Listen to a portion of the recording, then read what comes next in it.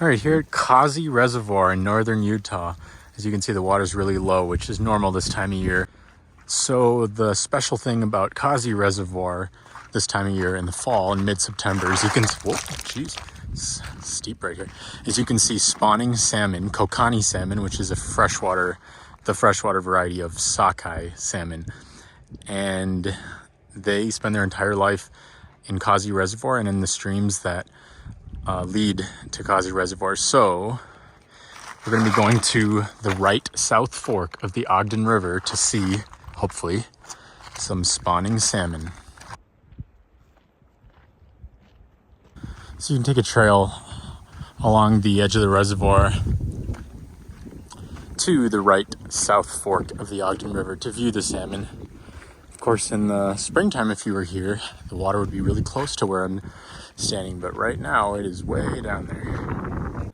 So you might be wondering a couple things. Yes, Utah does have salmon, but no, they are not native. They were introduced from Washington State in 1922, and they're Kokanee salmon, which you might have never heard of, but you might have heard of sockeye salmon, and that's basically what they are. Kokanee salmon are the landlocked variety of sockeye salmon. They were naturally occurring because as the last ice age was ending, a lot of melt occurred, a lot of ice melt occurred. It created big freshwater lakes across North America. And because of all that fresh water, some of the salmon developed into a completely freshwater form. They adapted into a completely freshwater existence where they would spawn from large freshwater lakes as opposed to the ocean. So that occurred probably 15,000 years ago, give or take several thousand years maybe. So yeah, it's super cool. These are special salmon that naturally developed to not need the ocean. Of course, Utah does have other members of the salmon family, like trout, that are native and naturally occurring. But these Kokanee salmon are really cool because you can watch them every fall spawn from freshwater lakes into the nearby streams. And they have a bright red color, so it makes it super cool to watch. Something to keep in mind as you look at the salmon spawning, the dead salmon, the alive salmon, and the salmon that are somewhere in between dead and alive, is that salmon, when they spawn, whether a female lays her eggs or a male fertilizes eggs, after they spawn, they die.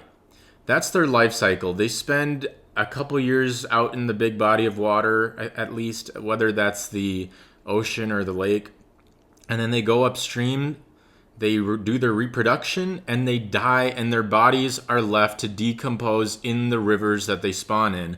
So these streams are not just full of living salmon that are spawning, they're also full of salmon that have already spawned and have already died. And because this is a taxing process and this is like an ingrained part of their life cycle, these salmon that are in the river swimming, some of them have no idea what's going on. It's Sleepy Joe time or something because they are zombies. They are absolutely, they don't know what is going on. They don't know who they are, where they are, what they're doing. It's like some force is driving me up this river, and it's kind of an amazing thing. It's instinct, I guess, because their bodies are tattered. They're already decomposing as they're still alive. That's what it seems like. I mean, you could pick one up in the river if you walked up to it. That's how unaware some of these fish are.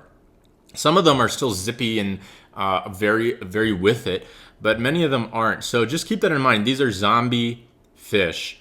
They're somewhere in between life and death, but what's amazing is that they're producing more life while they're at it.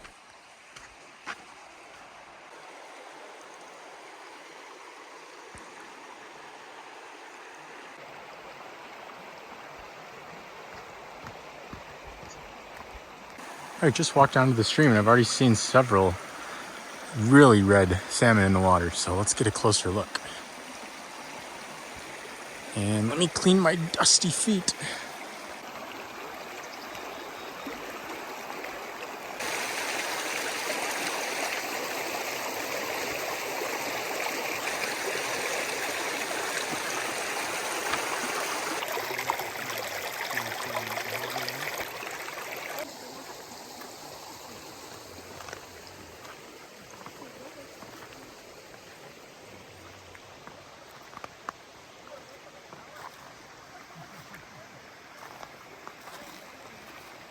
of them are dying already.